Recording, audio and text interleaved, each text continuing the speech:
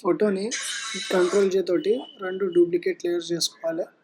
తర్వాత control I కొట్టి ఫోటోని ఇన్వర్ట్ చేసుకొని వివిడ్ లైట్ పెట్టి ఫోటోని అడ్జస్ట్ చేసుకుందాం. కొద్దిగా జూమ్ చేసి మనకు స్క్రీన్ కనిపించేటట్టు జూమ్ చేసుకుందాం. తర్వాత ఫిల్టర్లోకి వెళ్ళి అదర్స్లోకి వెళ్ళి హైపాస్లోకి వెళ్ళి సెట్ చేసుకుందాం మనకి ఎంత కావాలి అని. 4.5 4.3 ఎంత అని స్క్రీన్ మనకు కనిపించేటట్టు నేను 4.5 పెట్టుకుంటున్నా. ఓకే, తర్వాత బ్లర్లోకి వెళ్ళి గ్లాస్ అండ్ బ్లర్ పెట్టుకుందాము. తర్వాత కంట్రోల్ ఐ నొక్కి దాన్ని ఇన్వర్ట్ చేసుకుందాము ఫోటోతో. ఇప్పుడు బ్రష్ తీసుకొని మనము మనకి ఎంత ఒపాసిటీ కావాలి, ఎంత సైజ్ చేసుకోవాలో దాన్ని రబ్ చేసుకోవాలి. ఇక్కడ మనము మెయిన్గా హెయిర్స్ని, కళ్ళని వాటిని డిస్టర్బ్ చేయకూడదు. జస్ట్ స్కిన్ ఎక్కడెక్కడైతే ఉందో స్కిన్ని మాత్రమే బ్రష్ చేసుకోవాలి.